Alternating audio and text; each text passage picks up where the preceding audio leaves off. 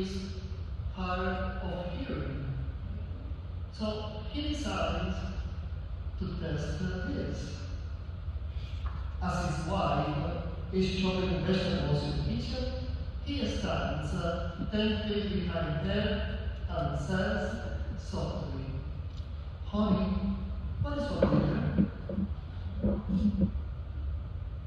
There is no response, so he moves a step closer and asks more loudly, "Honey, what is for dinner?" She keeps chopping vegetables, so he steps even closer, raises his voice and says, "Honey, what is for dinner?" Hearing nothing, he starts to step even closer when she turns around and says, "Dear, I said chicken and salad 3 times! 3 times!"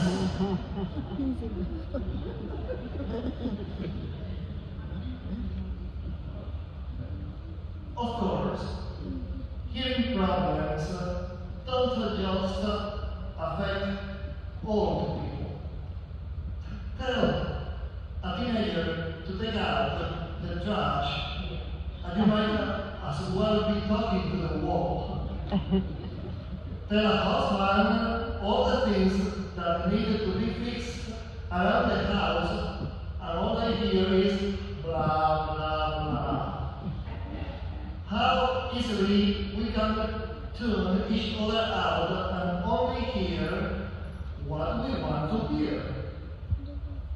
Phrases like, "Whatever you say, dear," and "Whatever, mom," are telltale signs that someone is not really listening to you. You don't have to be hard of hearing to be a hard and a bad listener. Just as husbands and wives and children often complain that what they say falls on deaf ears, sometimes I wonder if the Lord's words fall on deaf ears.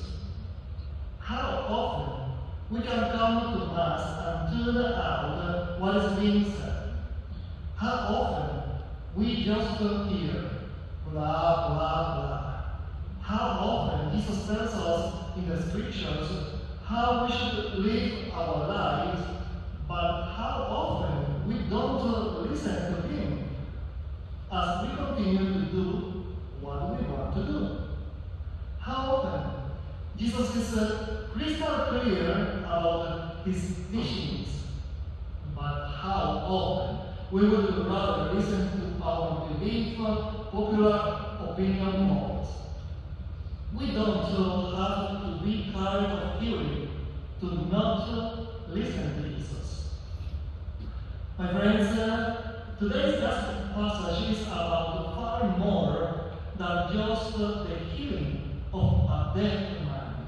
You see, by the time Jesus heals this man, he had already performed many miracles and healings. He was now famous. Hundreds, if not thousands of people were coming to him, not necessarily to listen to him, but simply to see or possibly receive a miracle.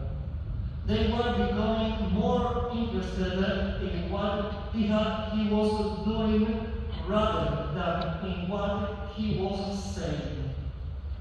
In many ways, his teachings were beginning to fall on deaf ears. And I think this is where many of us tend to make the same spiritual mistake. I think we tend to confuse God's love for us with what God can do for us. Like the people of Jesus' day, we can come here not so much to listen to what Jesus has to say to us, but think that it is Jesus' job to just listen to us. and what we have to say. Just like husbands and wives and children often don't listen to each other because they want their own way, so too we Christians often don't listen to Jesus because we want things our own way. Just like we human beings can easily get frustrated and say to each other, "Would you stop and listen to me?" So too, I think Jesus sometimes wants to check us and say, "Would you stop and listen to me?"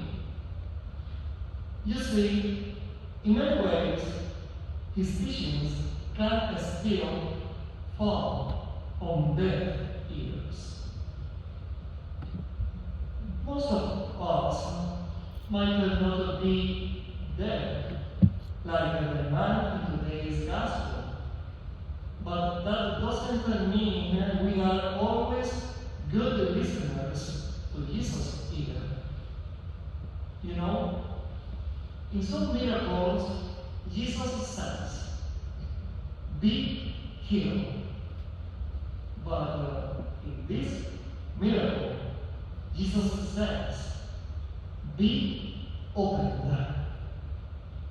How appropriate for us today. Our ears might not need a healing, but sometimes our hearts might need to be opened to listen to Him.